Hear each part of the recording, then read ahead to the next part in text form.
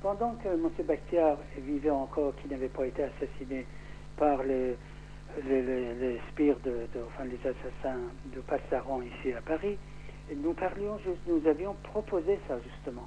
Nous avions proposé d'abord un référendum contrôlé par l'ONU et par les pays occidentaux, en tête de la France et d'autres pays.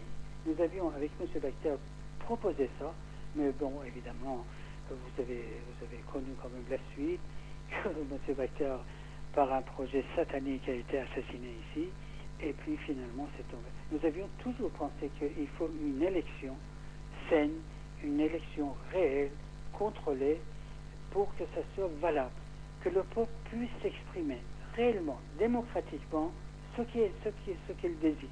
Moi, je n'en doute pas, vous en doutez pas, que le peuple iranien, surtout les jeunes, surtout les femmes, surtout cette génération qui est née après la Révolution, qui a moins de 30 ans, ils aspirent vraiment à une société saine, à une société libre, à une société qui puisse évoluer, qui puisse se projeter dans le progrès.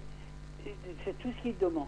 Bon, alors ces gens-là, évidemment, ils ne demandent pas mieux qu'il y ait un référendum ou des élections réelles, pas des élections truquées. Parce que ces élections, comment voulez-vous que d'un seul coup, les urnes, dans plus de 50 ou 80 centres de vote, ils ont été lus en un rien de temps. Et puis encore, eux-mêmes, ils ont reconnu, vous savez, leur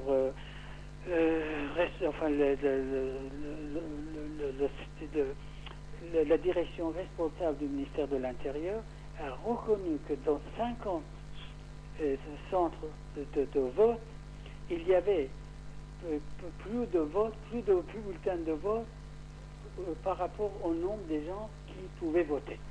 Alors donc ils ont reconnu ça. Mais malgré ça, le guide suprême, avec vraiment un culot monstre, a déclaré que de toute façon, ça ne changera rien, que ces élections restent valables et que de toute façon, toutes les velléités, toutes les manifestations seront vraiment réprimées catégoriquement et profondément et férocement. Nous sommes avec Dr Manouchehr Razmara, l'ancien ministre de la Santé de Shahpour Bakhtiar. Mes chers amis, vous écoutez votre radio ici maintenant. Nous sommes déjà le 28 du mois de juin 2009. Il est 2h presque moins de 14 minutes. Docteur, on a beaucoup d'appels. Nous avons Faisal aussi avec nous. Christine. Faisal, bonjour. Oui, bonsoir. Bonjour, oui, bien sûr. Je suis désolé pour le ministre. Il y a moins de, il y a moins de monde que d'habitude. Ce soir, j'ai écouté toute l'émission, j'ai regardé toute la vidéo là en direct même. J'ai même vu le chat. Ah, vous avez vu le chat. Tout ça en plus, Mustafa. Pardon, Faisal. Tu sais qu'en même temps, notre émission est enregistrée sur YouTube. C'est-à-dire, si vous tapez, vous allez sur notre site internet, la mienne, mertv.fr, vous avez tout de suite sur YouTube l'émission enregistrée déjà, que vous pouvez reviser et vous voir, vous entendre et tout ça. Faisal, on vous écoute. La question pour le Dr Razmara? Oui, je reviens à cette question de l'intelligence de l'Iran. Oui. Pas la même chose que celle de pays voisins, la Turquie par exemple, qui a des bases américaines qui sont installées. Et puis la Turquie, c'est l'Europe, hein, c'est un pays qui est vraiment proche de l'Iran.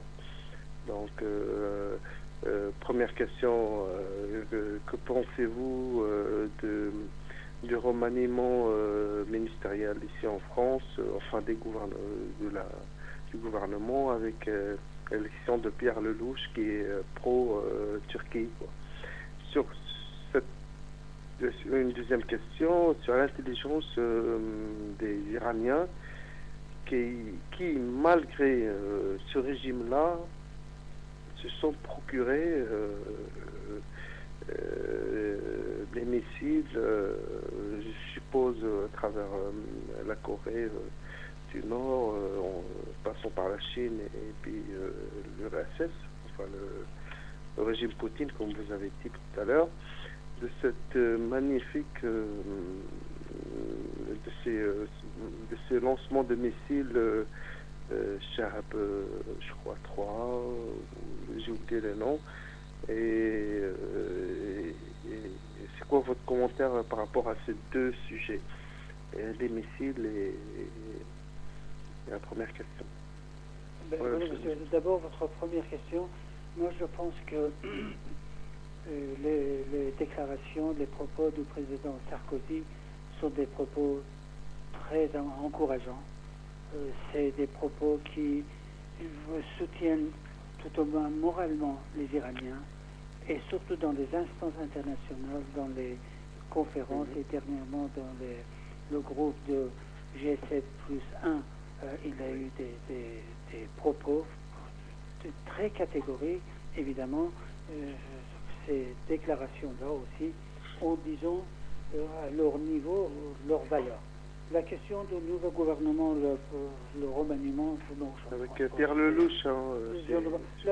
Monsieur Pierre Lellouche, bon, c'est un député qui était député et qui était surtout chargé pour les affaires d'Afghanistan. Et je ne pense pas, parce que 2 ou 3 fois je l'ai entendu, où il ne sait pas, où il n'est pas très au courant de l'affaire iranienne, ou s'il est au courant pour ses raisons personnelles, il n'invoque pas très profondément. Ce qui importe pour nous, c'est vraiment les propos du président Sarkozy. Ça, vraiment, nous sommes très contents, je le remercie.